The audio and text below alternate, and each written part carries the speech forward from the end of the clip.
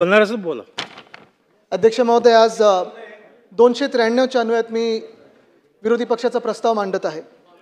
तसं पाहायला गेलं तर मला खरं मुख्यमंत्री महोदयांचं कौतुक करायचं आहे, पण ते मी शेवटासाठी ठेवणार आहे. पहिलंच कौतुक केलं तर पुढे किती कोण ऐकून घेईल समोरून हा एक प्रश्न उपस्थित होतो.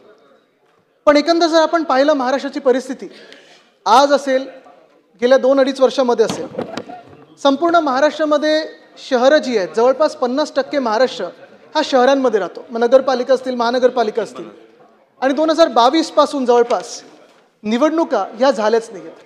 काही आधीच्या कोविड काळामध्ये झाल्या नव्हत्या, नंतर पाहायला गेलं तर जवळपास आता 2.5-3 वर्ष झाली पण निवडणुकाच झाल्या नाहीत या शहरामध्ये. निवडणुका झाल्या नाहीत म्हणजे शहरं बंद आहेत का? असं नाही आहे. निवडणुका झाल्या नाहीत म्हणजे आता तिथे प्रशासक बसवलेले आहेत, तिथे ॲडमिनिस्ट्रेटर बसवलेले आहेत, तिथे अधिकारी बसवलेले आहेत, आणि ही मंडळी सगळी ही शहरं चालवत आहे. ही शहरं कशी चालवत आहेत जर आपण पाहिलं तर ॲडमिनिस्ट्रेटर बोलल्यानंतर हे काही जनतेतून निवडून आलेले नाही आहेत. इथे अनेक असे आमदार आहेत, मुंबईचे खास करून आमदार असतील, पुण्याचे असतील, नाशिकचे असतील, ठाण्याचे असतील, नागपूरचे असतील, जे पहिले नगरसेवक होते त्यानंतर आमदार म्हणून ते इथे निवडून आलेले आहेत आणि आपल्या आपल्या शहराचे ते विषय मांडत आलेले आहेत. पण एखादा नगरसेवक असणं हे प्रत्येक शहरासाठी गरजेचं आहे, कारण प्रत्येक शहरामध्ये गटर वॉटर मीटरचं असेल, रस्त्याचा विषय असेल, सगळे काही असतील, हे सगळे विषय मंत्री महोदय नाही त्यांनी सांगितलंय. नाही, एक मिनिट मंत्री महोदय 2 पानाचा हा प्रस्ताव आहे. 2 पानाचा प्रस्ताव बरोबर आहे. एकदा त्यांनी एक मिनिट सदस्यांनी वाचायचा, एकदा अध्यक्षांनी वाचायचा, त्याच्यामध्ये खूप वेळ जाणार आहे. हा वेळ कमीत कमी व्हावा. प्रस्ताव मांडलेले आहेत, सर्व वाचायला लावलेला आहे आम्हाला, सर्व प्रस्ताव वाचावा लागतो. याचा आपण खुलासा करून घेतला. आता मागणं कुणीतरी तुम्हाला बोललं आणि तुम्ही अचानकपणे उभे राहिलात. मी खुलासा केला. एक मिनिट, अहो ऐका तर राजे, अहो शंभूराजे ऐका तर खरं. सभागृहामध्ये या प्रस्तावाला चर्चा होण्यापूर्वी मी सुरुवात केली, अध्यक्षांनी वाचायचा असतो, नंतर तुम्हाला वाटलं तर वाचा, नाही तर आपण वाचत पण नाही. पण आता सदस्यांना भाषण करू. 2 पानाचा प्रस्ताव आहे. 2 पानाच्या प्रस्तावामध्ये एकदा आपण वाचणार, परत तो प्रस्ताव मी वाचणार आणि सभागृहाचा वेळ वाचावा म्हणून हा आपला मधला मार्ग काढलेला आहे. त्यामुळं आपण हा 293चा पुढे चर्चा चालू ठेवावी. आम्ही सुद्धा विरोधी पक्षाचे सदस्य असताना त्या बाजूने प्रस्ताव मांडलेले आहेत. आम्ही प्रस्ताव वाचलेला आहे आणि आम्ही प्रस्ताव वाचल्यानंतर मान्य अध्यक्षांनी एवढं सांगितलेलं आहे, मान्य सदस्यांनी विरोधी पक्षाच्या वाचलेल्या प्रस्तावाप्रमाणे चर्चा सुरू होईल. तुम्ही जुनं रेकॉर्ड काढा, जुनं प्रोसिडिंग काढा. शेवटी आपल्या चर्चा चालू करू, आपण सन्मान्य चर्चा चालू करू. अमीनभाई पटेल अध्यक्ष, आता सभागृहाचा वेळ वाचवण्याकरता आपण सन्माननीय सदस्यांना विनंती आहे, चर्चा चालू करू. सन्माननीय सदस्य अमीनभाई पटेल. झालं अमीनभाई, आपण बोलणार आहे का? आदित्य साहेब बोलणार आहे का? आपण बोला. माझं भाषण आहे ना. बोला. नाही, गडबड अशी होते त्यांची, कारण प्रशासकांवर बोलतोय. क्रम कसा आहे? तर अध्यक्ष महाराज, मी जे सांगत होतो,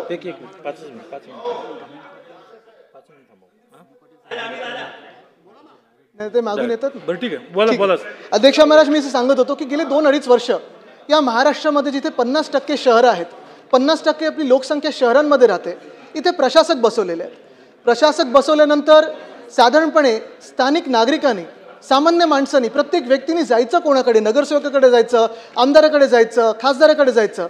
आणि मग नगरसेवक नसल्यानंतर गटर वॉटर मीटर हे प्रश्न सोडवणार तरी कोण? वेगळ्या वेगळ्या शहरांमध्ये आपली आपली पद्धत आहे, प्रशासनाची पद्धत असते. त्याच्यात तुम्ही वॉर्ड ऑफिसरकडे जाता, DMC कडे जाता, AMC कडे जाता. पण हे सगळं करून देखील प्रश्न काही सुटत नाही. अनेक टेंडर अशी काढली जातात, अनेक कामं अशी काढली जातात जिथे आपल्याला दिसतं, स्पष्टपणे दिसतं. आणि मग काही सत्ताधारी पक्षातले लोक हा विषय घेतात, काही आम्ही विषय घेतो की कुठे ना कुठेतरी गफलत झालेली आहे, घोळ झालेला आहे, घोटाळा झालेला आहे, गडबड झालेली आहे. आणि ही सगळी गडबड ह्याच्या मागे नक्की कोण आहे तर हे कोणी उत्तर द्यायला पुढे येत नाहीत. मुळात जनप्रतिनिधी नसल्यामुळे, लोकातून निवडून आलेले प्रतिनिधी नसल्यामुळे ह्यांना काही पडलेलीच नाहीये. अधिकारी आपले सहीवर चालवत आहेत, आपलं आपलं प्रत्येक ठिकाणी मंडळ बनवलेलं आहे. आणि हे सगळं पाहिल्यानंतर अध्यक्ष महोदय, मला 2 ओळी मी ज्या काही आता पाहिल्या होत्या त्या लक्षात येतात. परिस्थिती शहरांची बघा कशी आहे. शेर मी बोलतोय, लोढा साहेब ऐकून घ्या. लगाकर आग शहर को बादशाह ने ये कहा, लगाकर आग शहर को बादशाह ने ये कहा, उठा है दिल में तमाशे का शौक बहुत, उठा है दिल में आज तमाशे का शौक बहुत, झुका के सर, म्हणजे हे सगळे अधिकारी, झुका के सर सभी शाहपरस्त बोल उठे, हुजूर का शौक सलामत रहे, शहर और भी बहुत है. ही परिस्थिती अशी झाली अध्यक्ष महोदय. तुम्ही मग मुंबई घ्या, ठाणे घ्या, पुणे घ्या, नाशिक घ्या, नागपूर घ्या, कोल्हापूर घ्या, वसई विरार घ्या, सोलापूर घ्या, प्रत्येक शहरामध्ये आज प्रशासक बसवलेले आहेत. प्रत्येक शहरामध्ये ना सत्ताधारी पक्षाचं काही ऐकलं जातं ना विरोधी पक्षाचं काही ऐकलं जातंय. आम्ही आमदार म्हणून कितीही जरी प्रस्ताव टाकले तरी अधिकाऱ्यांना जिथून आदेश येतात, ज्या दफ्तरातून आदेश येतात, ज्या नसत्या त्यांच्या समोर येतात, त्याच्यावरच तशी कारवाई केली जाते. अध्यक्ष महोदय, जर हे प्रशासक असतील, जर ही मंडळ जे बनवले त्यांनी अधिकाऱ्यांचं, जर हे जनतेचं ऐकणार नसतील, जर हे आमदारांचं ऐकणार नसतील, खासदारांचं ऐकणार नसतील, तर नक्की हे शहर चालले तरी कुठे आणि आपलं राज्य चालले तरी कुठे. हा विचार करण्याचा आपल्याला गरज आहे. आज अनेक गोष्टी ज्या आम्ही उचलत आलेल्या, आणि हे मी नेहमी सतत सांगतो की दोन्ही बाजूचे आमदार आम्ही जनतेतून निवडून आलेलो आहेत. अनेक लोकांनी इथे आणि इथे हे नगरसेवक म्हणून काम केलेलं आहे. आणि नगरसेवक म्हणून काम करत असताना आम्ही प्रत्येक गल्लीत स्वच्छता आहे का, कुठे डेंगीचे डास सापडतात का, कुठे मलेरियाचे डास हे वाढतंय का, जाळं वाढतंय का, कुठे काही कचऱ्याचे ढिगारे वाढतात का, इथे BST पोचते का, इथे ही बस पोचते का, हे सगळे प्रयत्न आम्ही बघत असतो. पण हे सगळं नसताना किती वेळा आम्ही तरी आमदार म्हणून जायचं आणि बैठका घ्यायच्या. आमची काही हरकत नाही, हे आमचं काम आहे, आमचं कर्तव्य आहे, ते आम्ही करत राहणार. पण अध्यक्ष महोदय, आज 2.5-3 वर्ष जेव्हा ह्या महाराष्ट्रामध्ये 20हून अधिक नगरपालिका महानगरपालिकेमध्ये महापौर नसताना, कुठची कमिट्या नसताना, कुठची नगरसेवक नसताना, जनतेने जायचं तरी कोणाकडे. आणि मग प्रश्न हाच येतो ना, जनता जिथे जाऊ शकत नाही, ज्या वॉर्ड ऑफिसमध्ये जाऊ शकत नाही, स्थानिक लोक जिथे न्याय मागू शकत नाहीत, नगरसेवकांकडे जाऊ शकत नाही, कारण नगरसेवकच नाही, महापौर नाही, उपमहापौर नाही, कुठच्याही कमिटीचे सभापती नाही, नेमकं ह्या जनतेने जायचं कुठे. आज काय होतंय अध्यक्ष महोदय, जर तुम्ही आज आमचे सगळ्यांचे मोबाईल फोन पाहाल, कदाचित पेगाससच्या मार्फत पाहती असाल तुम्ही, प्रत्येक मोबाईल फोनवर बघा, जिथे जिथे आम्ही जनता दरबार घ्यायला जातो, लोकांमध्ये जातो, सोसायटीमध्ये जातो, चाळ सोसायटीमध्ये जातो, स्लम सोसायटीमध्ये जातो, अध्यक्ष महोदय, अक्षरशः परिस्थिती एवढी बिकट आहे की कचऱ्याचं साम्राज्य हे सगळीकडे वाढत चाललेलं आहे. आणि कदाचित तुम्ही पण माझ्याशी सहमत असाल, पण कचऱ्याचा ढिगारा प्रत्येक गल्लीत दिसत आहे. आधी जे नगरसेवक असतील, आमदार असतील, सगळे आम्ही लोक जनप्रतिनिधी म्हणून गल्लीत फिरत असताना आम्ही हक्कानी सांगू शकत होतो, फोन लावून सांगू शकत होतो, आणि नगरसेवक आपल्या आपल्या वॉर्ड ऑफिसरला सांगायचे, फेऱ्या घ्यायचे, सकाळी प्रभात फेरी करायचे की आज या गल्लीत कचरा आहे, त्या गल्लीत कचरा आहे, कचरा का नाही उचललेला आहे. पण अध्यक्ष महोदय, आपण पाहतोय आत्ता पावसाळ्याच्या आधी जेव्हा प्री मॉन्सून वर्क्स आपण बोलतो, प्री मॉन्सून वर्क्स आम्ही सांगून देखील मुंबई महानगरपालिका असेल, पुणे असेल, ठाणे असेल, अनेक ठिकाणी हे प्री मॉन्सूनच्या बैठका घेतल्याच गेल्या नव्हत्या अधिकाऱ्यांकडून. मुंबईमध्ये जवळपास एखादा रस्ता तुम्हाला बनवायचा असेल तर 16 एजन्सीजशी तुम्हाला सोबत सांगड घालायला लागते. 42 साधारणपणे रस्त्याच्या खालती युटिलिटीज असतात, पण या 16 एजन्सीज कदाचित आता 17-18 झाले असतील. ह्याची सांगड घालणार तरी कोण. त्यावेळी महापौर घालायचे, तेव्हा त्या वेगळ्या वेगळ्या महानगरपालिकेतले विरोधी पक्ष नेते असायचे, ते प्रश्न विचारायचे. पण आज दुर्दैव असं आहे की कचऱ्याचे ढिगारे हे उचलले जात नाहीयेत. पावसाळ्याच्या आधी आपण पाहतो झाडाची छाटणी होते, काही काही ठिकाणी तर अर्धी कापून टाकतात, पण ही छाटणी केल्यानंतर झाडांच्या फांद्या असतील, पाळापाचोळा असेल, ज्याला पुण्यात आपण राडारोडा बोलतो, जिथे सगळीकडे आपण पाहतोय हे सगळं साम्राज्य गल्ली गल्लीत झालेलं आहे. अध्यक्ष महोदय, अक्षरशः तुम्ही प्रत्येक गल्लीत जर मुंबईत चालाल, एक तर फुटपाथच ठेवले नाहीत मुंबईमध्ये, सगळीकडे खोदकाम सुरू होतं, पण रस्त्यात तुम्ही जर चालायचा प्रयत्न कराल तर तुम्हाला नाक दाबून हे चालायला लागणार आहे, कारण सगळीकडे कचरा आहे, कचऱ्याचा वास येतोय. अध्यक्ष महोदय, ही सगळी परिस्थिती अशी होण्याच्या आधी मुंबईसारख्या शहरामध्ये मी अभिमानाने सांगू शकत होतो 2017 पर्यंत 10,000 मेट्रिक टन प्रतिदिन हा कचरा उचलला जायचा. 17 ते 22 प्रत्येक दिवशी मुंबई महानगरपालिकेने काम करून, मग त्याच्यात अधिकारी पण आहेत आणि जनतेतून निवडून आले सगळ्याच बाजूचे प्रतिनिधी आहेत, आमचे महापौर सगळेच, या लोकांनी काम करून विलगीकरण करून ओला कचरा, सुका कचरा, मग तुमच्या सोसायटीमधलं असेल, बल्क जनरेटर्स असतील 100 kg पर्यंतचे, हे सगळं विलगीकरण करून आपण हा 10,000 मेट्रिक टनवरनं साधारणपणे 6,000 मेट्रिक टनवर कचरा आणला होता. हे यश होतं मुंबईचं, हे यश होतं मुंबईकरांचं. पण दुर्दैवाने आता प्रॉब्लेम असा झालेला आहे की आज जिथे जिथे आम्ही आमदार म्हणून जातो, आम्ही वेगळ्या वेगळ्या कामांची भूमिपूजन करतो, उद्घाटन करण्याचा प्रयत्न करतो, ती उद्घाटनं देखील करतो, पण तिथेच बाजूला साधारणपणे आपण पाहतो की कचऱ्याचा ढिगारा हा तिथे वाढत चाललेला आहे. जेव्हा आम्ही विचारतो मुंबई महानगरपालिकेला किंवा ठाणे असेल, पुणे असेल, की आयुक्त महोदय आज कचरा का नाही उचलला गेला, डीएमसी महोदय आज कचरा का नाही उचलला गेला, वॉर्ड ऑफिसर महोदय कचरा का नाही उचलला गेला, आम्हाला उत्तर तर नाही, गाड्या तेवढ्याशा नाही आहेत आमच्याकडे, कचऱ्याच्या गाड्यांच्या तेवढ्या फेऱ्या होत नाही आहेत. अध्यक्ष महोदय, आपल्या पण मतदारसंघात असाच प्रॉब्लेम असेल, आपण पण पाहत असाल जिथे जिथे फिरत असता. आपण शहरातली लोक, शहरातले आमदार म्हणून, अर्थात आपण ग्रामीण भागातले जेव्हा चर्चेला आणतो विषय तेव्हा शेतकरी असतात, सगळे विषय आपण घेतोच, पण शहराचे विषय घेत असताना शहरीकरण जेव्हा वाढत चाललंय, नागरीकरण जेव्हा वाढत चाललेलं आहे, तेव्हा कचऱ्याचं विलगीकरण. आज देखील मी पेपरमध्ये बातमी पाहिली की ठाणे महानगरपालिकेला 10 कोटीचा दंड लावलेला आहे. तो एवढ्यासाठीच लावलेला आहे की ती प्रोसेस जी असते लेगेसी वेस्ट ट्रीटमेंटची, कचऱ्याच्या डम्पिंग ग्राउंडची ट्रीटमेंटची, तिथे कचरा नेण्याची, विलगीकरण त्याच्या आधी करण्याची, ही झालेली नाही आहे. अध्यक्ष महोदय, खरं तर प्रयत्न हा असायला पाहिजे होता मुंबई महानगरपालिकेचा. अध्यक्ष महोदय, खरं तर प्रकार असा झाला पाहिजे होता, पूर्ण प्रक्रिया अशी झाली पाहिजे होती की प्रत्येक सोसायटीकडून, प्रत्येक बल्क जनरेटरकडून जेव्हा आपण कचरा उचलतो त्या वॉर्डमध्येच मटेरियल रिकव्हरी फॅसिलिटी MRF ही स्थापना आत्तापर्यंत झाली पाहिजे होती. तिथे त्या MRF मध्ये तुम्ही विलगीकरण करायला पाहिजे होतं. मग प्लॅस्टिक असेल, डिस्पोजेबल प्लॅस्टिक असेल, सिंगल यूज डिस्पोजेबल प्लॅस्टिक असेल, ओला कचरा, सुका कचरा, त्याची कॅलोरिफिक व्हॅल्यू किती आहे, ह्याच्यातून आपण एनर्जी जनरेट करू शकतो का. D वॉर्डमध्ये, म्हणजे जिथे मलबार राहिलं आहे, जिथे मुख्यमंत्र्यांचं निवासस्थान आहे, जिथे अनेक मंत्र्यांचं निवासस्थान आहे, मी पर्यावरण मंत्री असताना आम्ही तिथे, लोढासाहेब आपला देखील मतदारसंघ तोच आहे, तिथे आम्ही इलेक्ट्रिक व्हेकलसाठी चार्जिंग पॉईंट निर्माण केले होते. ते आपल्या जिथे आपण जिथे राहत आणि अनेक मंत्री जिथे राहतात तिकडचा 2000 kg कचरा घेऊन तिथे आम्ही ते सगळी फॅसिलिटी करायचो.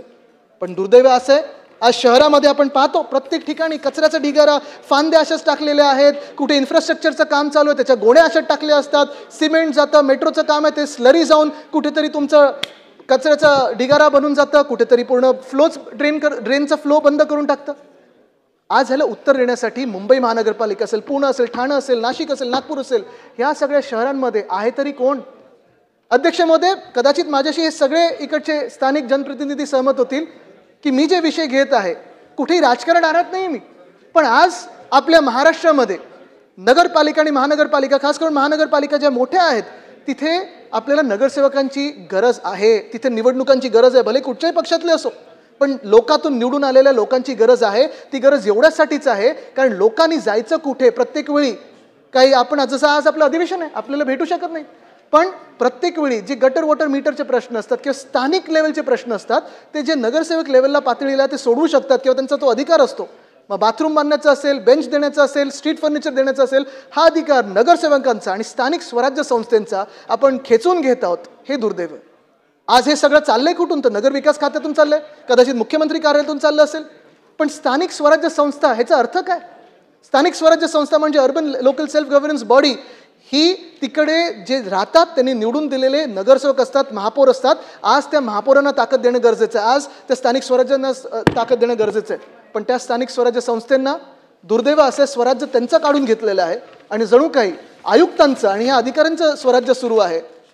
हे दुर्दैव आहे आपल्या राज्याचं. आज जसं कचऱ्याचा प्रश्न आहे अध्यक्ष महोदय, दुसरा बिकट प्रश्न आहे, खास करून मुंबईचा प्रश्न मी मांडीन इथे, तो म्हणजे BST बसचा आहे. BST बसचा प्रश्न आहे. मी आज अलीकडेच वाचत होतो, ग्रॅच्युटी दिली जात नाहीये, पेन्शनला कुठेतरी अडचण येते, पगार आहेत ते वेळेवर दिले जात नाहीयेत. जे बसेस होत्या अध्यक्ष महोदय, दुर्दैवाने हे सांगायला लागेल की ज्या बसेस गेल्या वर्षापर्यंत, साधारणपणे गेल्या वर्षापर्यंत 2022 पर्यंत 3,500-4 हजार बसेस आपल्या मुंबई शहरात होत्या. मग त्याच्यात मिनी बसेस होत्या, मीडियम रेंज बसेस होत्या, लॉंग रेंज बसेस होत्या. ह्या सगळ्या आता कमी करत चाललेल्या आहेत. कोण कमी करतंय हे, कोण निर्णय घेतोय हा कमी करण्याचा.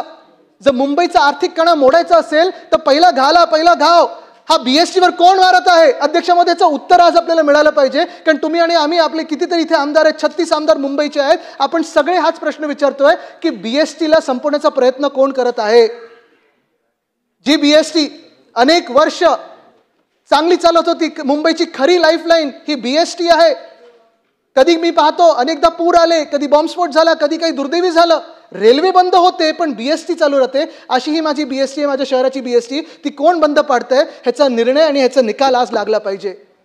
अध्यक्ष महोदय, BST वर मला एवढा अभिमान आहे की जेव्हा 4000 बसेस होत्या तेव्हा फ्लॅट फेअर म्हणजे 5 रुपयामध्ये 5 किलोमीटर, 10 रुपयामध्ये 10 किलोमीटर, 15 रुपयामध्ये 15 किलोमीटर आणि 15 किलोमीटरहून कुठेही जास्ती जायचं असेल तर 20 रुपयात जगातली सर्वात परवडणारी बस सेवा ही आपली BST होती. हे आपला अभिमान असायला पाहिजे. त्या BSTला मारण्याचं काम कोण करत आहे अध्यक्ष महोदय?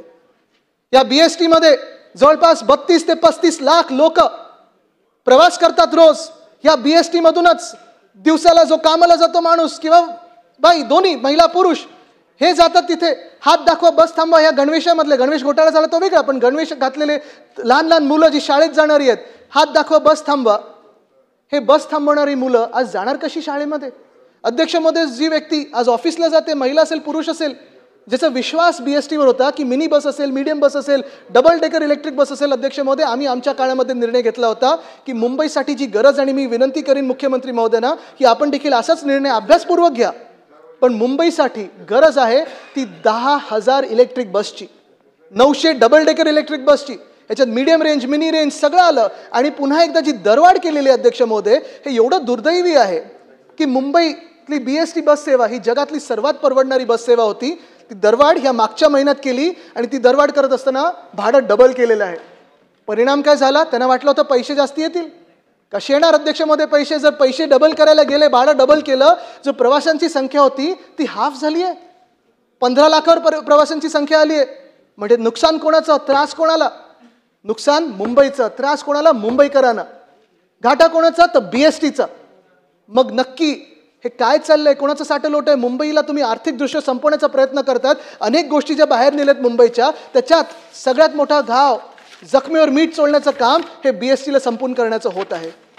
अध्यक्ष महोदय, आज मी मागणी करीन पुन्हा एकदा की BSTला, जसं आपण पाहतो मुंबई महानगरपालिकेकडून MMRDला 5,500 कोटी दिले, मुंबई महानगरपालिकेकडून समृद्धी महामार्गामध्ये पैसे दिलेत, मुंबई महानगरपालिकेकडून सिडको असेल, अमुक वेगळ्या वेगळ्या ह्या सगळ्या संस्थांना जर पैसे दिले जातात तर मुंबई महानगरपालिकेची स्वतःची हक्काची मुंबईची जी बस सेवा आहे, जी मुंबईकरांना परवडणारी बस सेवा आहे, जी जगातली सर्वात परवडणारी बस सेवा आहे, त्याला पुनर्जीवित करण्यासाठी आपण 5,000 कोटी नाही देऊ शकत? अध्यक्ष महोदय, जर आपण 5,000 कोटी दिले तर सगळ्या तिकडचे जे कामगार आहेत त्यांचे ग्रॅच्युटी, जे रिटायर्ड झालेत, पेन्शन दिले जातील, पगार वेळेवर दिले जातील. युनियन बरोबर जो करार झालेला 3,337 बस मेंटेन करण्याचा, तो देखील पाळला जात नाही. तो तर पाळलाच जाईल, पण 10,000 इलेक्ट्रिक बस जर जागतिक शहर आपल्याला बनवायचं असेल त्याच्यासाठी आपल्याला ह्या 10,000 इलेक्ट्रिक बस घेणं गरजेचं आहे. आणि मी मागणी करीन मुख्यमंत्री महोदयांकडे की मुख्यमंत्री महोदय, आपल्या माध्यमातून कृपा करून BSTला पुनर्जीवित करा. आज प्रयत्न काय होतात, पण BSTचे बस स्टॉप आहेत, तिथे बस स्टॉप आहे की होर्डिंग लागले कळत नाहीये, LEDचं चक चक चक चक चक चालू असतं. ते बस स्टॉपच राहिले पाहिजे. ठीक आहे, ॲडव्हर्टाईज रेव्हेन्यू तुम्हाला पाहिजे तो घ्या, पण तिथे असे स्क्रीन लावू नका ज्याच्यावर पिक्चर बघू शकाल. आज प्रयत्न हा देखील चालू आहे की अनेक जे बस डेपोज आहेत ते विकण्याचा प्रयत्न चालू आहे. का? तर पैसे कमवण्यासाठी. पण दुर्दैव हेच आहे की ज्या माध्यमातून तुम्ही पैसे कमवू शकता आणि बस सेवा देऊ शकता.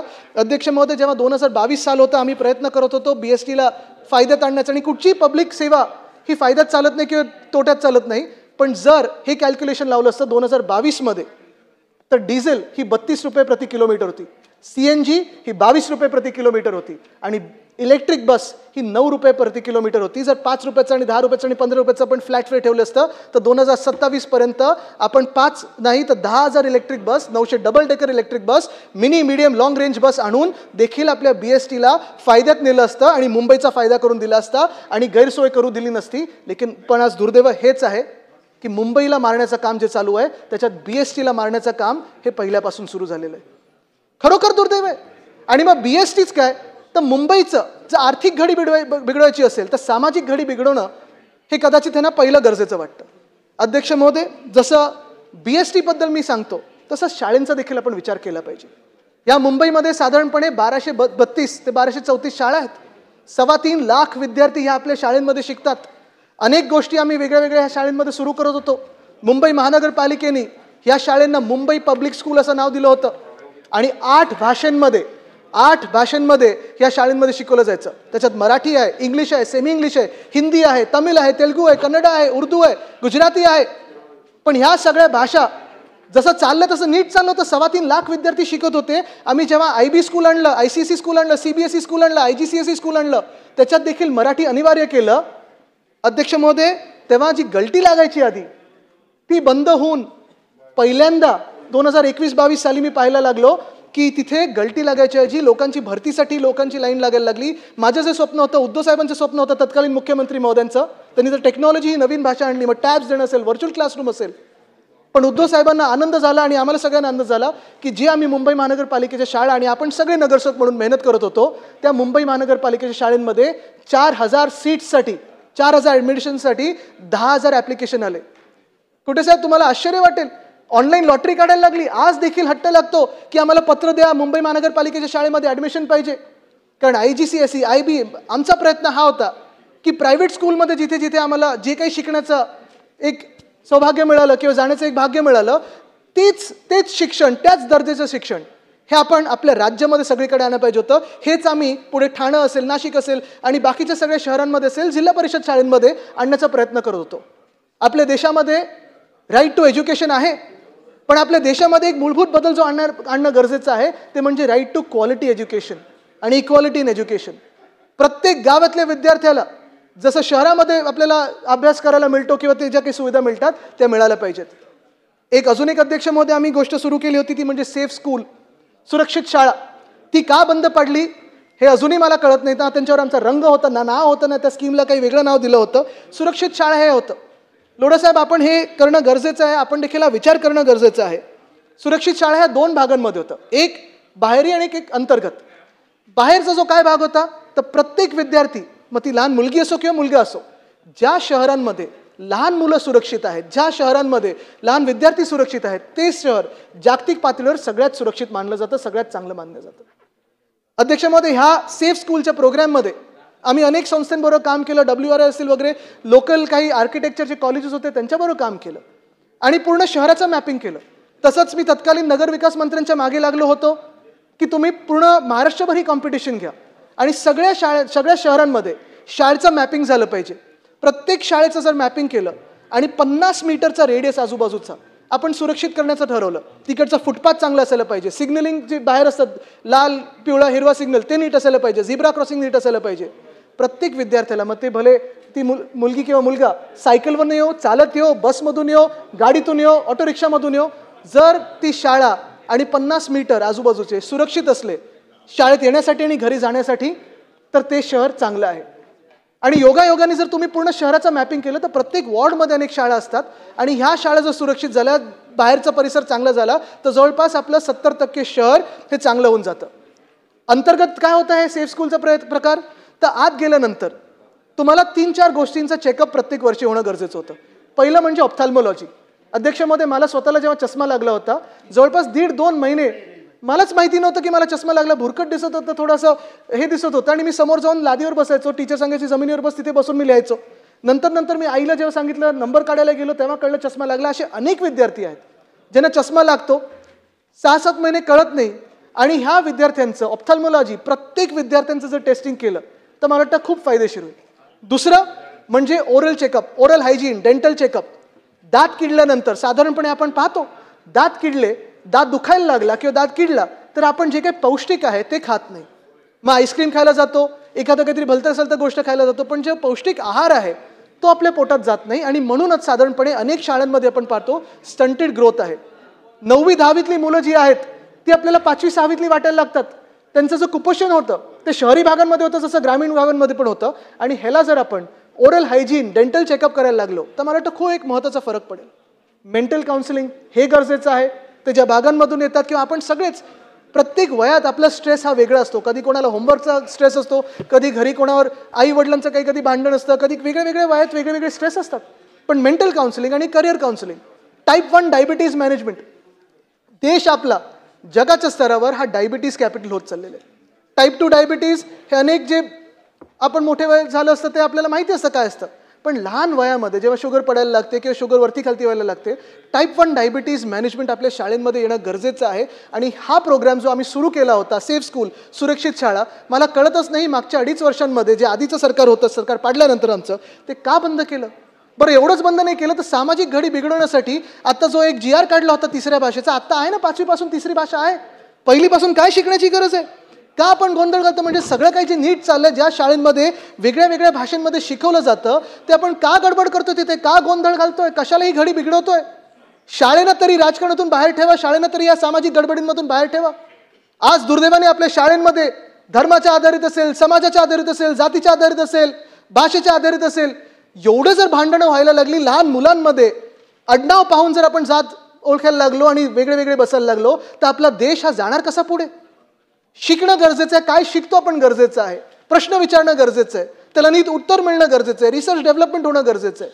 पण दुर्दैव असं आहे की या शाळांमध्ये देखील आज गडबड सुरू झालेली. शाळांमागे शाळा आपण वाढवत चाललेलो आहे. आपण पाहतोय मुंबईमध्ये देखील अनेक शाळा वाढवलेल्या आहेत गेल्या 1-2 वर्षामध्ये. पण टीचर ट्रेनिंग होते का? त्यांचं रिफ्रेशर कोर्स होतोय का? जो मागेल तो आमदार आपण ठीक आहे ते द्यायलाच पाहिजे सीबीएसई शाळा, त्याला एक डिमांड आहे. पण ते होत असताना ज्या मूलभूत गोष्टी होत्या त्या आपण देतोय का? आपण कॅन्टीन बाथरूमवर फोकस करतोय का? दर्जेदार शाळा देतोय का? हा विचार आपण करणं गरजेचं आहे. अध्यक्ष महोदय, शहरांबद्दल बोलताना दुसरा मोठा विषय येतो तो म्हणजे दवाखान्यांचा विषय येतो, हॉस्पिटल्सचा विषय येतो. आणि तरी देखील मी पाहतोय अनेक शहरांमध्ये आज देखील परिस्थिती आहे. मध्यंतरीच्या काळात मला वाटतं 2023 साली होतं, लहान मुलांचे मृत्यू होत होते, लहान बालकांचे मृत्यू हॉस्पिटलमध्ये होत होते. मग मी मुंबईतल्या मेडिकल कॉलेजला गेलो, मी छत्रपती संभाजीनगरच्या मेडिकल कॉलेजला गेलो, माझ्यासोबत विधान परिषदेचे विरोधी पक्षनेते अंबादास दानवे साहेब होते. आम्ही नागपूरला गेलो. अध्यक्ष महोदय, दुर्दैव एवढंच आहे की ह्या सगळ्या डीन्सना आपण अनेकदा त्यांच्यावर प्रश्न उपस्थित करतो. तिकडचे जे मेडिकल इंटर्न्स असतील, तिकडचे जे रेसिडेंट डॉक्टर्स असतील, नर्सेस असतील, त्यांच्यावर आपण प्रश्न उपस्थित करतो, आरोप करतो की बालकांचा मृत्यू होतोय, अमुक होतोय, तमुक होतोय, ह्याला जबाबदार कोण? इथे येऊन कटकटत आपण बसवतो डीनना, जेव्हा इथे चिठ्ठ्या द्यायला लागतात मंत्री महोदयांना. पण अध्यक्ष महोदय, कधी त्यांना एका बैठकीत बोलून विचारलंय का की एक बैठक आपण संयुक्त बोलूया जिथे स्थानिक पातळीवर ज्या काही प्लॅनिंग एजन्सीज असतील, मग कोणाची भिंत बांधली नाही, कोणाचा कचरा उचलला गेला असतो, कुठेतरी डुकरं आत येतात, कुठेतरी चोरी होते औषधांची, कुठेतरी औषधं पुरवलीच जात नाहीयेत. अजूनही जर तुम्ही पाहाल, नायर हॉस्पिटलमध्ये आग लागली, ती ओसी मिळाली नव्हती फायरची, तरी देखील तिथे ते इंटर्न्सना राहायला दिलं होतं, रेसिडेंट डॉक्टर्सना राहायला दिलं होतं. हा कसा कारभार चाललाय अध्यक्ष महोदय?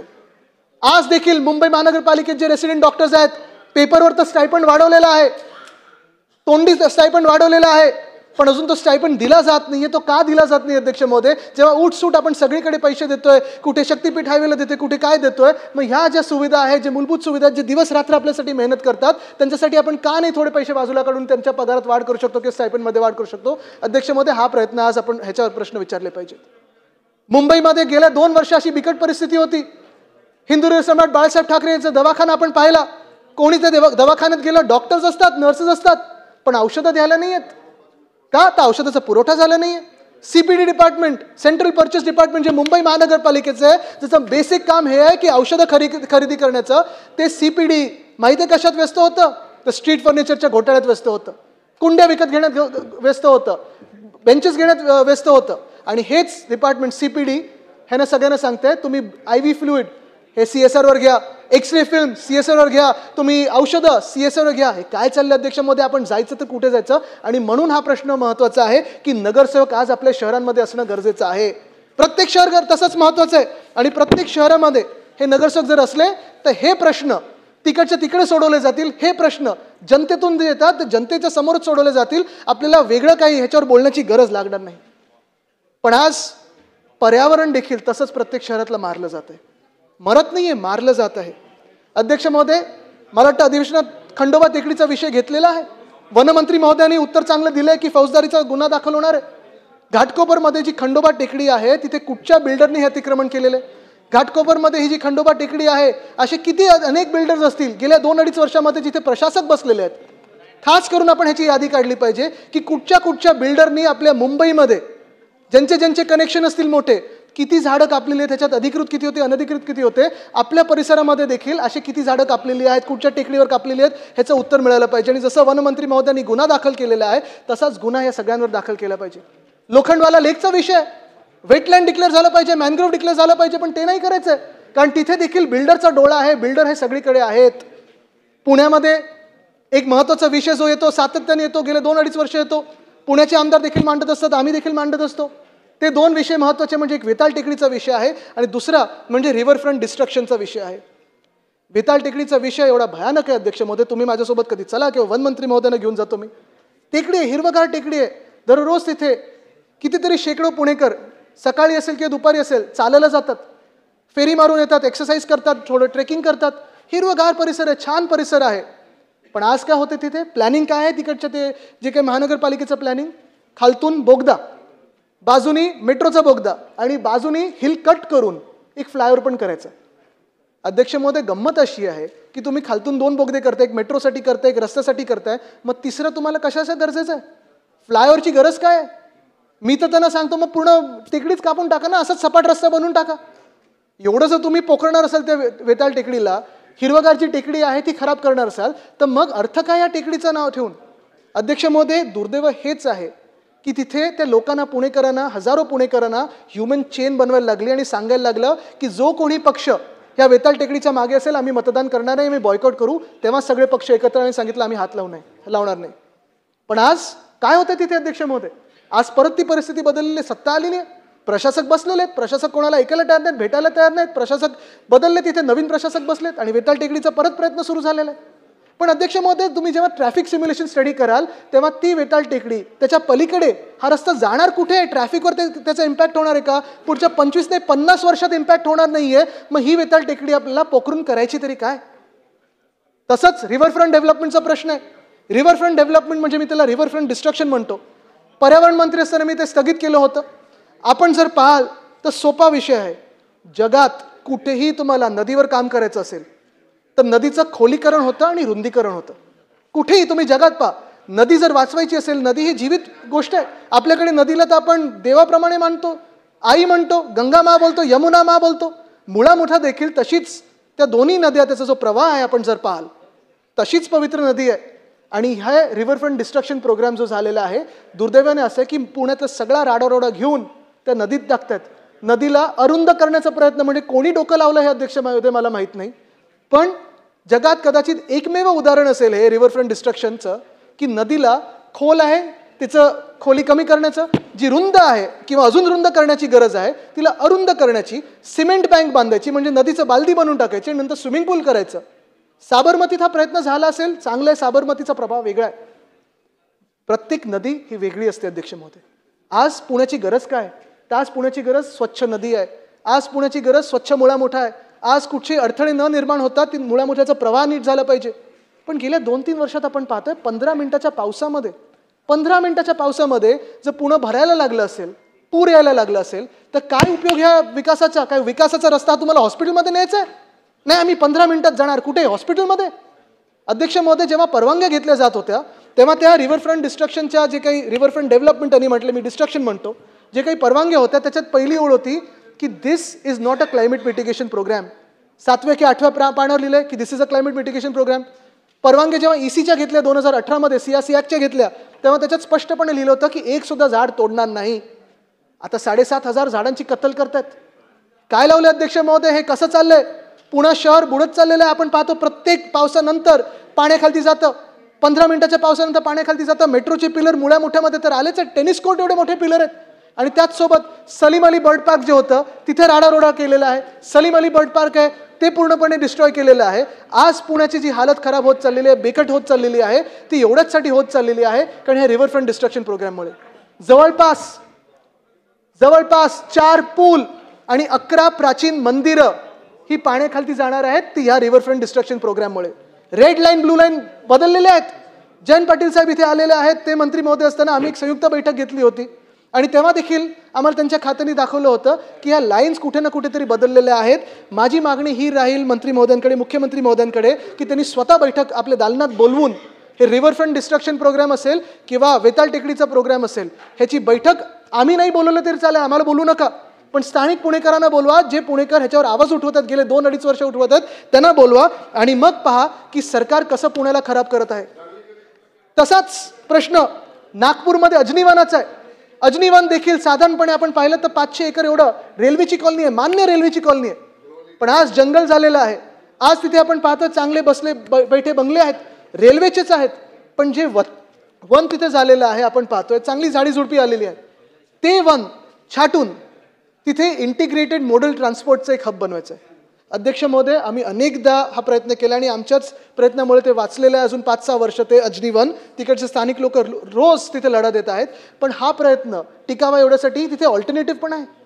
जास्ती काही दूर नाही, 3-4 किलोमीटरवर एक पर्यायी जागा आहे जिथे झाडं नाही आहेत, जिथे झुडपी नाही, तिथे काही जंगल नाही आहे आणि तिथे जर हे इंटिग्रेटेड मॉडल ट्रान्सपोर्ट हब जे आहे, मग रेल्वे, मेट्रो, हायवे वगैरे सगळं तिथे जर आलं तर हे अजनी वन पण वाचेल, नागपूरची जी हिरवगार एक शान आहे ती वाचेल आणि तुम्हाला तिथे सगळं इंटिग्रेटेड मोड पण मिळतं. मग कशासाठी हा प्रयत्न चाललाय की पुण्यामध्ये वेताळ टेकडी तोडा, पुण्यामध्ये रिव्हरफ्रंट तोडा, मुंबईमध्ये घाटकोपर टेकडी तोडा, मुंबईमध्ये कुर्ला ITI मध्ये 9000 झाडं तोडा, मुंबईमध्ये सगळीकडे आपण पाहतोय मॅनग्रोवची कत्तल चाललेली आहे. आमचं सरकार असताना अध्यक्ष महोदय मी नाही यील्ड करते अध्यक्ष महोदय, मी वेळ नाही देते अध्यक्ष महोदय. मी मंत्री असताना नाही अध्यक्ष महोदय, मी नाही मी वेळ नाही देते, मी नाव नाही घेतले, मी नाव नाही घेतले अध्यक्ष महोदय, मी नाव नाही घेतले अध्यक्ष महोदय, मी नाव नाही घेतले. त्यांची हरकत काय आहे ते ऐकू, काय हरकत आहे. मध्ये 9000 झाड तोडले, एकही झाड तोडलेलं नाही. मी त्याने स्वतः भेटून सांगितलं, झाड तोडला पण नाही, झाड तोडण्याचा प्रयत्न पण नाही. ते स्विमिंग पूलची त्यांची जी कल्पना आहे, स्विमिंग पूल पण नाही तिथे. जे त्याने नाही केला ते माननीय देवेंद्र फडणवीस सरकारने केला आहे. प्रथम वेळा महाराष्ट्रामध्ये छत्रपती शिवाजी महाराज देशी खेळाचा इंटरनॅशनल स्टेडियम बनवून टाकलाय. ते कुर्ला ITI वर्ड काढून टाका, पुढे जाऊया. ठीक आहे, बसा. पण ही मॅनग्रोव, जेव्हा मी मंत्री होतो, पर्यावरण मंत्री होतो, तेव्हा आम्ही सगळ्यांना सोबत घेऊन 11 महिन्यांमध्ये 15,500 हेक्टर मॅनग्रोव्ह वाचवले होते. आज अध्यक्ष महोदय जे प्रयत्न आम्ही करत होतो आणि हे संयुक्त प्रयत्न राहिले पाहिजे, त्याच्यात राजकारण आलंच नाही पाहिजे. ह्याच्यात ना भाजपा, ना शिवसेना, उद्धव बाळासाहेब ठाकरे, ना इतर कुठच्या पक्षाचा विषय, ना काँग्रेस, ना राष्ट्रवादी, ना कुठच्या गटाचा. महत्त्वाचा विषय अध्यक्ष महोदय हा आहे की आपण आपल्या महाराष्ट्राला पर्यावरणच्या दिशेने नेत आहोत की नाही, शाश्वत विकासाच्या दिशेने नेत आहोत की नाही. आज नांदगावमध्ये जे ॲशपॉन्ड होतं अध्यक्ष महोदय, खरोखर आपण सगळ्यांनी, जेव्हा नागपूरचं अधिवेशन असेल, नागपूरनं अगदी 15 किलोमीटरवर आहे, अर्ध्या तासात आपण पोचून जाऊ. 750 एकरचा हा ॲशपॉन्ड होता. तो ॲशपॉन्ड नॉन सायंटिफिक होता. कापरखेडा असेल, कोराडी असेल, तिथून ही फ्लाय ॲश यायची, त्या पाईपला देखील चिरे होते, त्या पाईपमधून ती ॲश बाहेर पडायची. तिकडच्या गावकऱ्यांना सगळी ही फ्लाय ॲश जी हायवेमध्ये वापरू शकतो, जी रस्त्यांमध्ये वापरू शकतो, जी आपण सगळीकडे चांगल्या कन्स्ट्रक्शनमध्ये वापरू शकतो, ती तिथे ॲश डंप केली जायची. 750 एकर अध्यक्ष महोदय. कशासाठी? तुम्ही 10 मिनिटं तिथे उभं राहिलात ना, हा पांढरा शर्ट तुमचा काळा होईल. गाड्यांच्या टपावर तुम्ही बघाल, मंदिरांच्या कौलांवर बघाल, घरांच्या कौलावर बघाल, जे पाणी जे नागपूरला येतं, जी कानन नदी आहे, सगळ्या नद्या आहेत, चंद्रपूरमधून इराई नदी आहे, हे सगळं ॲशचं जे साम्राज्य आहे हे कुठे ना कुठेतरी बंद झालं पाहिजे अध्यक्ष महोदय. नांदगावचा फ्लॅश पॉइंट बंद झाला पाहिजे. तिकडच्या ज्या इलिगल कोल वॉशरी आहेत, इलिगल कोल वॉशरीमधून आपण पाहतो हा कोळशाचा स्कॅम जो आहे, चांगला सल्फरायझेशन प्लांट त्यांनी लावलाय का, वरती स्टॅकिंग केलंय का, हे सगळे विषय मला वाटतं आज महाराष्ट्रासमोर आणणं गरजेचं आहे. आपण प्रत्येक वादात व्यस्त राहू, ठीक आहे, आपण मागे काय झालं, 50 वर्षापूर्वी काय झालं, 100 वर्षापूर्वी कोण काय बोलत होतं, हे सगळं ठीक आहे, पण आपल्या भविष्याबद्दल कोण लढत आहे, भवितव्याबद्दल कोण बोलत आहे.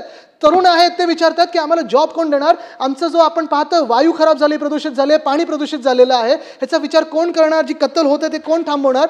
ही कत्तल थांबवणार आणि ही जी कत्तल लोकांची जी आपण करत आहोत, नांदगावचा ॲशपॉन्ड असेल किंवा असे काही प्रदूषणाचे जे काही स्रोत असतील ते थांबवणं हे आपल्या हातात आहे. आपण आज विधिमंडळमधून इथे बसलेलो आहे. अध्यक्ष महोदय, हेच बोलत असताना सगळे जिथे आपण पाहतो मुंबईत आज एक महत्त्वाच्या विषयावर तुमचं लक्ष आकर्षित करणं गरजेचं आहे. कारण ठीक आहे, मी पर्यावरणावर बोललो, BSTवर बोललो, मी आज हॉस्पिटल्सवर बोललो, शाळेंवर बोललो, नगरसेवक नाहीत ह्याच्यावर बोललो, पण नगरसेवक नसताना अध्यक्ष महोदय मुंबईमध्ये 2022-23 साली जो रस्त्याचा मेगा स्कॅम झालाय ह्याच्यावर देखील बोलणं गरजेचं आहे अध्यक्ष महोदय.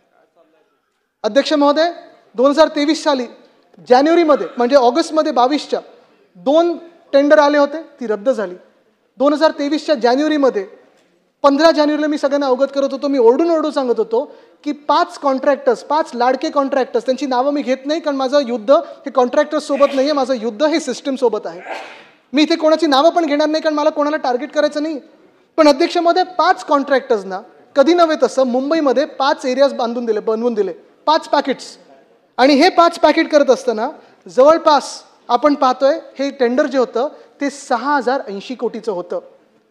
अध्यक्ष महोदय, आपण असाल अनेक इथे आमदार आहेत मुंबईतून आलेले ज्यांनी मुंबईत नगरसेवक म्हणून काम केलेलं आहे. कधीही याच्या आधी आपण सत्तेत होतात, सत्तेत नव्हतात, सगळ्या बाजूनी मुंबई महानगरपालिका स्टँडिंग कमिटी आपण पाहतात, सगळेच पक्ष तिथे असतात. कधीही अध्यक्ष महोदय आपण मुंबईमध्ये मायनर रोड्स असतील किंवा छोटे रस्ते असतात त्याचं कॉन्क्रिटीकरण केलं नव्हतं कारण आपल्या रस्त्याखाली युटिलिटीज असतात, तिथे डक्टिंगसाठी जागा नसते. मध्यंतरी मागणी केली आम्ही आयुक्तांकडे, दोन्ही पक्षाच्या लोकांनी केली, ती त्यांनी आत्ता मान्य केले सध्या स्थितीला. तरी देखील पुढचं काय हे अजून चित्र तसंच भुरकट आहे. पण अध्यक्ष महोदय, एकतर मायनर रोडचं कॉन्क्रिटीकरण घेतलं. दुसरं म्हणजे आपल्या इतिहासामध्ये, मुंबई महानगरपालिकेच्या इतिहासामध्ये ॲडव्हान्स मोबिलायझेशन फंड 10% कधीही दिला नव्हता. हा ॲडव्हान्स मोबिलायझेशन फंड जेव्हा तुम्हाला ग्रीनफील्ड रस्ते असतात, हायवेज बनवायचे असतात, तेव्हा दिला जातो. मुंबईसारख्या शहरामध्ये कधी दिला नव्हता. हा ॲडव्हान्स मोबिलायझेशन फंड 10% दिला. त्यानंतर आपण पाहतो हे जे कार्टेल होतं, हे 5 कॉन्ट्रॅक्टर्सचं कार्टेल कसं केलं त्यांनी अध्यक्ष महोदय? कॉन्ट्रॅक्टर ए 4.5% अबवला त्यांना मिळाले. बाकीच्यांनी काय भरलं होतं? 10.80 आणि दुसऱ्यांनी 13.40. कॉन्ट्रॅक्टर बी, मी मुद्दामून नावं घेत नाही कारण माझं युद्ध हे कॉन्ट्रॅक्टर सोबत नाही. कॉन्ट्रॅक्टर बीनी पहिलं पाकिट जे होतं ते 8.10ला भरलं होतं, दुसरं पाकिट 6.75ला भरलं होतं. कॉन्ट्रॅक्टर सी ह्यांनी पहिलं पाकिट जे हरायला त्याला सांगितलं होतं, जे 9.22ला भरलं होतं, त्याच कॉन्ट्रॅक्टरनी पाकिट 5 हे 7.49%ला भरलं होतं. कॉन्ट्रॅक्टर डी दुसरं पाकिट जे त्याला जिंकायचं होतं त्यांनी 6.30ला भरलं होतं, तिसऱ्या पॅकेटमध्ये 9.99ला भरलं होतं, पाचव्या पॅकेटमध्ये 11.77ला भरलं होतं. आणि कॉन्ट्रॅक्टर ई पाकिट 2 हे 11.30ला भरलं होतं, पाकिट 3 हे 7.20ला भरलं होतं, पाकिट 4 हे 13.71ला भरलं होतं आणि पाकिट 5 हे 14.40ला भरलं होतं. मुळात जर हे आपण पाहिलं तर हे प्रत्येक कॉन्ट्रॅक्टरला त्यांनी सांगितलं होतं की तुम्ही एक पाकिट कमी ह्याच्यात भरायचं, बाकीची 3 पाकिटं जास्ती भरायची, म्हणजे तुम्ही त्याच्यात हराल पण तुम्हाला एक पाकिट मिळालं. ठीक आहे, हे सगळं झालं. जेव्हा मी ऑब्जेक्शन घेतलं होतं, मला आयुक्त तेव्हा उत्तर कशावर द्यायचे तर ट्विटरवर द्यायचे उत्तर. विश्वजितजी जरा थांबा, सिरियस विषय. उत्तर आम्हाला ट्विटरवर यायचं आणि ट्विटरवर आल्यानंतर आम्हाला सांगितलं गेलं होतं की नाही आता 6080 कोटी नाही, हे जे एस्केलेशन आहे म्हणजे हे प्रत्येक पाकिटमध्ये एस्केलेशन पण केलं होतं. एक तुमची स्टँडर्ड रिवाइज रेट असतो, तो रिवाइज रेट त्यांनी 20%नी वाढवलेला. म्हणजे तुम्ही विचार करा, पहिलंच 20%नी जास्ती, त्याच्यात अधिकचे हे पैसे. स्टँडर्ड रिवाइज रेट वाढवल्यानंतर लोएस्ट बिडरला त्यांनी 4.5, 6 साधारणपणे 4 ते 7%च्या मध्ये जास्तीचे पैसे देत होते. आम्ही ऑब्जेक्शन घेतल्यानंतर सांगितलं महापालिकेने की नाही हे चुकीचं आहे, आता स्टँडर्ड रिवाइज रेटलाच आम्ही देऊ, हे बिडिंग प्रोसेसमध्ये आम्ही जाणार नाही, ह्या 5 कॉन्ट्रॅक्टर्सना 5 देऊ, ॲडव्हान्स जास्तीचे पैसे देणार नाही, एस्केलेशन देणार नाही.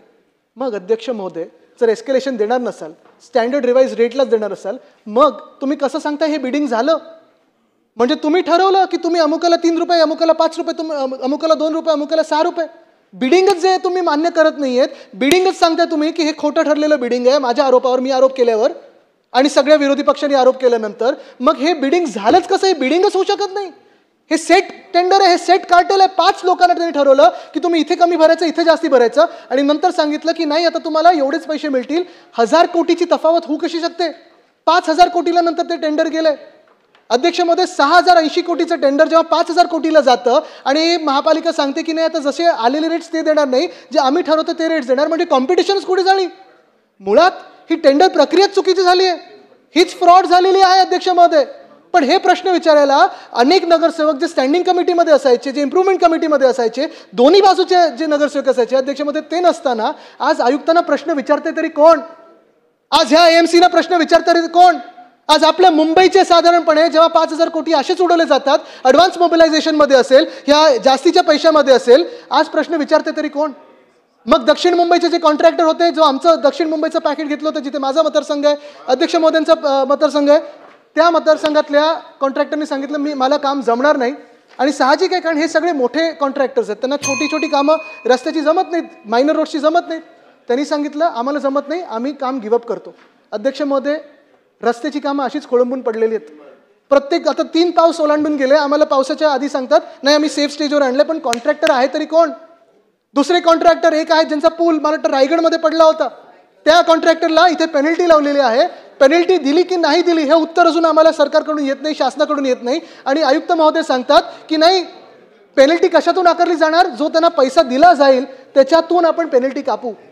काय चाललंय अध्यक्ष महोदय? आज आपण पाहताय मुंबईमध्ये जे उत्तर मिळते आम्हाला की 26% रस्ते पूर्ण झालेत. अध्यक्ष महोदय, तुम्ही लिहून घ्या, आज मी चॅलेंज लावतो इथे की 26% काय 6%ही रस्ते पूर्ण झाले नाही आहेत. तुम्ही पूर्ण मुंबई उत्तर ते दक्षिण, पूर्व ते पश्चिम घ्या, दहिसर पासून सुरू करा, अगदी कोल्हापूरपर्यंत जा, सगळीकडे पहा तुम्ही, टोल नाका टू टोल नाका पहा.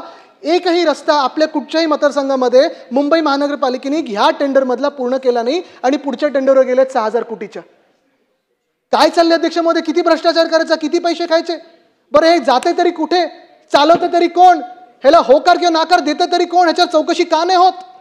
आज मुद्दा हा उपस्थित होतो की 2 टेंडर दिली गेली, एक 2023 एक 2024.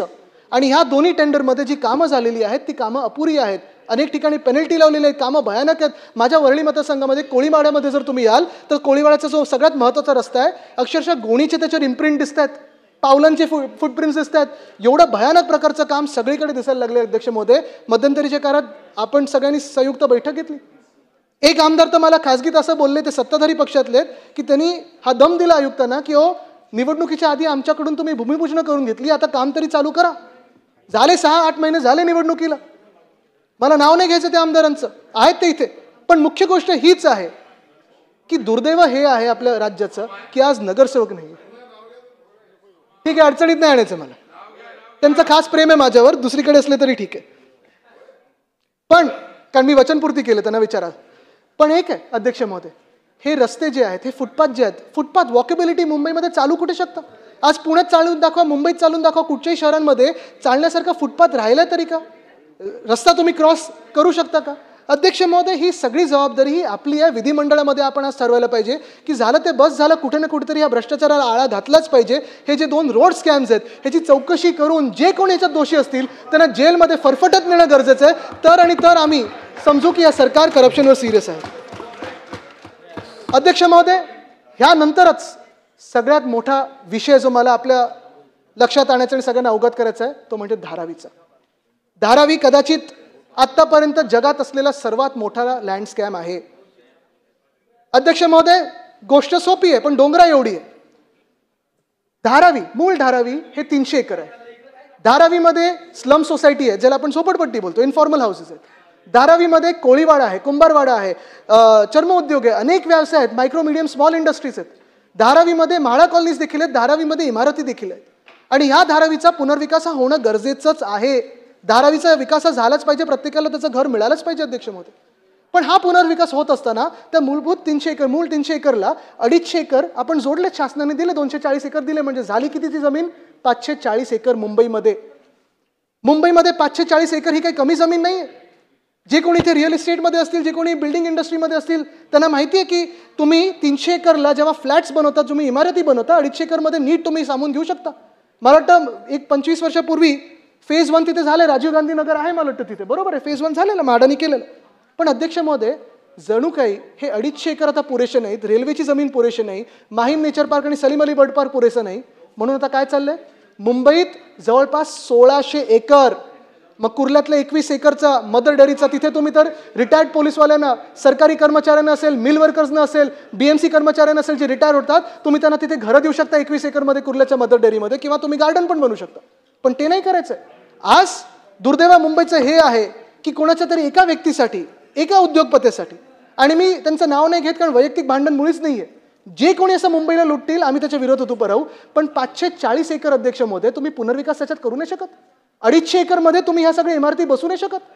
अध्यक्ष महोदय, स्पष्टता कुठेच नाहीये की कोळीवाडा जाणार कुठे, कोळी बांधव जाणार कुठे. जसं आज छत्रपती शिवाजी मंडईमधून कोळी बांधवांना बाहेर काढतात, जसं आज ससून डॉकमधून महाराष्ट्र फिशरीज डेव्हलपमेंट कॉर्पोरेशनने BPTला पैसे भरले नाहीत, MBPTला पैसे भरले नाहीत, तिथून कोळी बांधवांना बाहेर काढतात. तसंच अध्यक्ष महोदय, इथून कोळीवाड्यातून, धारावीतून तुम्ही कोळी बांधवांना बाहेर काढणार. कुंभारवाडा जाणार कुठे, चर्मउद्योग जाणार कुठे, MSME जाणार कुठे. ही काय नुसतं SRA स्कीम नाहीये अध्यक्ष महोदय, ही एक सोशल अपलिफ्टमेंट स्कीम आहे. आणि ह्याच्यात जो दुष्परिणाम ह्या मुंबईवर होणार आहे तो हाच आहे की मुंबईला ह्या पुनर्विकासाच्या नावाखाली 1600 एकर हे अदानी ग्रुपच्या घशात घालणार, एका ग्रुपच्या घशात घालणार आहे. मग त्याच्यात तुम्ही आमदार राहा, खासदार राहा, नगरसेवक राहा, मंत्री राहा, पालकमंत्री राहा, तुमचा हुकूम चालणारच नाहीये. दससाहेब, हे एवढं भयानक आहे की त्याच्यात अशा काही अटी शर्ती टाकलेल्या आहेत की त्या 1600 एकरमध्ये जर ह्या समुदायाला, ह्या समूह जो आहे, हा अदानी समूह आहे, ह्या समूहाला जर वाटत असेल, ह्या ग्रुपला जर वाटत असेल की आम्ही UD-कडे एक परवानगी मागितली किंवा आम्ही BMC-कडे एक परवानगी मागितली, 15 दिवसात हो किंवा नाही येणं गरजेचं आहे. जर नाही आलं किंवा हो आलं तरी ह्या ग्रुपची मनमानी तिथे चालेल. मग काय उपयोग आहे अध्यक्ष महोदय आपण निवडणूक लढून? काय उपयोग आहे मुंबई ही मराठी माणसाच्या हातात ठेवून? अध्यक्ष महोदय, काय उपयोग आहे तुम्ही आमदार बना, खासदार बना, मंत्री बना, पालकमंत्री बना, मुख्यमंत्री बना, जर हा ग्रुप तुमचा ऐकणारच नसेल, हुकुमशाह त्यांची चालणार असेल तर? अध्यक्ष महोदय, 1600 एकरमध्ये तुम्ही नक्की काय बनणार आहात? आज मुलुंडमध्ये भीती आहे, आज अक्सा बीचला भीती आहे, आज कांजूरमार्गला भीती आहे की इथे नेमकं काय येणार आहे. कारण सगळ्यांना माहिती आहे की धारावीमध्ये जे अटी शर्ती टाकलेल्या आहेत, हा घोटाळा असा आहे की 2000 सालापर्यंतच जे लोक तिथे राहायचे त्यांना तिकडच्या तिकडे घर मिळणार, तेही 350 स्क्वेअर फूट मिळणार. 2000 ते 2011 सालापर्यंत त्यांना सगळ्यांना बाहेर ह्या अदानी ग्रुपच्या घरांमध्ये मिळणार. कुठे? तर देवनार डम्पिंग ग्राउंडमध्ये, म्हणजे जिथे कचऱ्याचा ढिगारा आहे तिथे तुम्हाला घर मिळणार. मुलुंडचे इथे आमदार असतील त्यांना देखील माहिती आहे की भीती तिथे किती निर्माण झाली आहे, की कितीतरी लोक धारावीमधून, म्हणजे मुलुंडकरांना हे नको की धारावीकर आम्हाला नको आहेत, पण जी जनसंख्या तिथे वाढणार आहे, लोकवस्ती वाढणार आहे, 1 लेनचा रोड आहे, 2 लेनचा रोड आहे, 40 मजल्याची इमारत आली तर जाणार कुठे? ट्रॅफिक किती होणार? रस्त्यावर चालणार कसं? पाणी कसं? वीज कसं येणार? हा जो प्रश्न. आणि हे सगळं होत असताना अध्यक्ष महोदय, ठीक आहे विकास करायचा करा, पण स्थानिकांना प्रत्येकाला तिथे घर मिळालं पाहिजे. हे उद्योग जाणार कुठे हे आम्हाला कळलं पाहिजे. आणि कोणालाही अपात्र न ठरवता तुम्ही तिथे घरं दिली पाहिजेत. मध्यंतरीच्या काळात मला ती भेटायला आली लोक, साधारणपणे आपण पाहतोय मेघवाल समाज होता आणि अजून एक समाज होता, ते सगळे लोक गुजरातमधून अनेक वर्षापूर्वी, 150 वर्षापूर्वी येऊन तिथे धाराविक स्थायिक झाले. आणि त्या सगळ्या समाजाला जवळपास 80% यादी त्यांची अपात्र ठरवली अध्यक्ष महोदय. म्हणजे 150 वर्ष हे राहत आहेत, हा अदानी ग्रुप आत्ता आलाय आणि ह्यांना सांगतो तुम्ही अपात्र आहात. हे काय ना रोहिंग्या ठरवणार की बांगलादेशी ठरवणार तुम्ही? कसं चाललंय हे अध्यक्ष राज्य? कोण ठरवतं हे की अपात्र कोण आणि पात्र कोण? धारावीवर हक्क कोणाचा आणि मुंबईवर हक्क कोणाचा? अध्यक्ष महोदय, ह्याच धारावीच्या पुनर्विकासासाठी तुम्ही विचार करा, जर तुम्ही आज किंवा इथे कोणी विकासक असतं आणि धारावी त्यांनी विकास करायला घेतलं असतं आणि तुम्ही सांगितलं असतं की नाही मला आता 250 एकर मिळालेले आहेत, अधिकचे म्हणजे 300 आणि 250 एकर 540 एकर मिळालेले आहेत, पण ह्याच्यात मला विकास करायचा नाही, मला ही पण जागा द्या, ती पण जागा द्या, ती पण जागा द्या, ती पण जागा द्या, फुकटात द्या सगळं, आणि इथे विकास करताना हे सगळे लोक अपात्र, ह्यांना मी कचऱ्याच्या ढिगाऱ्यावर पाठवणार. आणि हे सगळं करत असताना मुंबई महानगरपालिकेला 7,500 कोटीचा जो प्रीमियम आहे तो येणं बाकी आहे ते माफ, स्टेअरकेस प्रीमियम माफ, ओपन स्पेस प्रीमियम माफ, सगळं काही माफ. अध्यक्ष महोदय मला बोलू द्या, हा महत्वाचा विषय आहे, मी 5 मिनिटं घेतो, 5 मिनिटं घेतो. अध्यक्ष महोदय, जेव्हा 7,500 कोटी माफ होतात, अध्यक्ष महोदय जेव्हा स्टेअरकेस प्रीमियम माफ होतो, ओपन स्पेस प्रीमियम माफ होतो, हे सगळं माफ होतं, हे सगळे पैसे येणार होते ते मुंबई महानगरपालिकेला येणार होते ना. मग मुंबई महानगरपालिका पुढचा पगार कसा देणार? मुंबई महानगरपालिका पुढचे रस्ते कसे बनवणार? मुंबई महानगरपालिकेचे एक तर स्रोत तुम्ही बंदच केलेत, ऑक्ट्रॉय असेल किंवा सगळं काही असेल, सगळं काही जीएसटीला दिल्लीला जातं, दिल्ली थोडंफार आपल्या पदरी काही पाडतं, त्याच्यातून काही पुढे आलं तर मुंबईला मिळतं, सगळे पैसे तुम्ही मुंबईचे वळवता दुसरीकडे. पण आज प्रश्न उपस्थित होतो की धारावीमध्ये अजून एक घोटाळा जो होतोय तो म्हणजे TDRचा घोटाळा होतोय. इथे मला माहिती आहे अनेक लोक विकासक आहेत, त्यांचे वैयक्तिक धंदे असतील, व्यवसाय असेल. अध्यक्ष महोदय, TDR हा जो कॉन्सेप्ट आहे मुंबईमध्ये, ट्रान्सफरेबल डेव्हलपमेंट राईट, आज कायदा असा झाला आहे मुंबईमध्ये, एक तर इंडेक्सेशन काढलेलं आहे आणि इंडेक्सेशन काढून जर मुंबईमध्ये तुम्हाला कुठेही इमारत बांधायची असेल तर तुम्हाला TDR पहिला 40% हा अदानी ग्रुपकडूनच घ्यावा लागतो, अदानी ग्रुपकडून घ्यायला लागतो. म्हणजे ईस्ट इंडिया कंपनी एका वेळची होती, तसा हा अदानी ग्रुप आलेला आहे. मीटर ह्यांचं, वीज ह्यांची, इलेक्ट्रिक कारचं चार्जिंग स्टेशन ह्यांचं, बाकी सगळं ह्यांचं. बघा, कोणी नीट व्यवसाय करत असेल त्याला विरोध नाही, पण माझ्या मुंबईला लुटून, आमच्या मुंबईला लुटून आम्ही तिथे कोणालाही व्यवसाय करू देणार नाही, एक वीट आम्ही हलवू देणार नाही. अध्यक्ष महोदय, रस्त्यावर यायला लागलं तर रस्त्यावर येऊ, सगळं काही हलवू, पण ह्या धारावीचा विकास करत असताना कोणी मुंबईला आम्ही लुटू देणार नाही, हे आम्ही ठरवलेलं आहे. 7,500 कोटीचं प्रीमियम भरायचं नाही, ही कसली दादागिरी आहे? TDR आमच्याकडूनच विकास घ्यायचा 40%चा पहिला, ही कसली दादागिरी आहे? आम्ही UD असेल, नगर विकास असेल, कुठचंही खात असेल त्यांचे काही जुमानणार नाही, ही कुठची दादागिरी आहे? मुंबईत जे काय पाहिजे ते फुकटातच पाहिजे, ही कुठची दादागिरी आहे? या ना, व्यवसाय करा, तुम्ही टॅक्स भरा, प्रीमियम भरा, जे काय ते विकत घ्या, रितसर करा आणि जगातले सर्वात श्रीमंत व्हा ना, कोण अडवत आहे? पण माझ्या मुंबईला लुटून आम्ही करू देणार नाही, छातावर जरी वाढ झाले तरी आम्ही करू देणार नाही, हे आम्ही ठरवलेलं आहे अध्यक्ष महोदय. पण अध्यक्ष महोदय, आज मुंबईमध्ये कर कर कर कर, मुंबईकराच्या मागे हा कर लागलाच असतो. ह्याच अदानी ग्रुपसाठी अध्यक्ष महोदय, जिथे देवनार डम्पिंग ग्राउंड मोकळं केलं, माझ्याकडे ती नोटीस आहे, कुठेतरी आहे, BMCचं पत्र आहे माझ्याकडे. BMCने पत्र दिलं होतं नगर विकास खात्याला, BMCने पत्र दिलं होतं की हे डम्पिंग ग्राउंड आम्हाला महत्त्वाचं आहे अध्यक्ष महोदय, आम्ही हे डम्पिंग ग्राउंड देऊ शकत नाही, कचरा रोज तिथे जातो. गोराईमध्ये आमचं सरकार असताना आम्ही जागतिक पातळीवर आशिया खंडातलं सर्वात मोठं गार्डन केलं होतं डम्पिंग ग्राउंडचं कन्वर्ट करून. पण आज हे देवनारचं डम्पिंग ग्राउंड कोणाला देत आहेत? तर अदानी ग्रुपला देत आहेत. बरं, दिलं तर दिलं, त्यांनी ढापलं तर ढापलंच अदानी ग्रुपनी. पुढे काय, तर नगर विकास खात्याकडून आता नोट आली आहे BMCला की आता हे तुम्ही स्वच्छ करून द्यायचं. मालकी कोणाची? अदानीची. काम कोणाचं? अदानीचं. स्वच्छता कोणासाठी करायची? अदानीसाठी करायची. करणार कोण? मुंबई महानगरपालिका. आमचं जर हक्कच नसेल, आमचा अधिकार नसेल, आमचं काही तिथे देणं घेणं नसेल आता, तर मग का आम्ही तिथे पैसे वापरायचे? मुंबई महानगरपालिकेने पैसे वापरायचे? बरं, पैसे नाहीत कारण 2,500-3,000 कोटीचं टेंडर आहे. मला असं कळतं की हे टेंडर देखील अदानी समूहालाच दिलं जाणार आहे, त्यांच्या एका कंपनीला देणं जाणार आहे. आणि जर हे टेंडर त्यांना दिलं जाणार असेल तर मुंबई महानगरपालिकेकडे आता पैसे नाही आहेत, म्हणून एक नवीन कर मुंबईवर लावला जातोय, तो म्हणजे कचरा कर, वेस्ट युजर फी. प्रत्येक महिन्यातून आमच्याकडून पैसे घेतले जाणार का? तर अदानीची जागा स्वच्छ करण्यासाठी, अदानीचा कचरा स्वच्छ करण्यासाठी. म्हणजे अदानी एका बाजूने सगळं लुटत जाणार, प्रीमियम घेणार, सगळं घेणार आणि मग कर कोण भरणार? तर मुंबईकर भरणार. तुम्ही आम्ही मुंबईकर आपला कराचा पैसा तिथे वापरला जाणार. ह्याला आम्ही अडाणी टॅक्स बोलतो. ह्याला आम्ही विरोध करणार म्हणजे करणारच. पण हे सगळं होत असताना मला वाटतं कुठे ना कुठेतरी सरकारने मुंबईकरांना एक आनंदाची बातमी देणं गरजेचं आहे.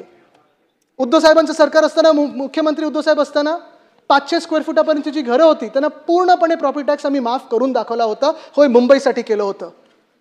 पण आज आमची मागणी ही आहे की जवळपास प्रत्येक घर आता वाढत चालले. ह्या ज्या अलीकडच्या डेव्हलपमेंट आहेत, बीडीजी आमच्या वेळी झाली, बीडीडी सारखं करा ना धारावीचं डेव्हलपमेंट. आमचा विरोध नाही आहे. म्हाडाला पैसे येतील, SRAला पैसे येतील, कॉन्ट्रॅक्टर नेमा आणि करा धारावीचं डेव्हलपमेंट, किंवा त्यांना प्रीमियम भरायला हवा, त्यांना जे जागा घेतात त्याच्यासाठी पैसे भरायला हवा सरकारला. पण आमची मागणी ही आहे की मुंबईमध्ये 750 स्क्वेअर फुटापर्यंतची घरं आहेत त्यांना तुम्ही प्रॉपर्टी टॅक्स माफ केलाच पाहिजे, ही आमची मागणी आहे. दुसरी मागणी आमची ही राहील की BST बससाठी जी भाडेवाढ केली आहे, डबल केलं भाडं, ते रद्द झालंच पाहिजे, ही आमची मागणी आहे. अदानी टॅक्स जो तुम्ही आमच्यावर लावत आहात, जो हा अन्यायी अदानी टॅक्स आहे, तो रद्द केलाच पाहिजे. नुसतं पुढे ढकलून चालणार नाही, रद्द केलाच पाहिजे. आणि जे मुख्यमंत्र्यांनी महोदयांनी मला आश्वासन दिलं होतं नागपूरच्या अधिवेशनामध्ये की जे मुंबईमध्ये फ्री होल्ड करण्यासाठी जो कन्व्हर्जनचा चार्ज लागतो तो कमी करणार आहे, ते आश्वासन अजून बाकी आहे.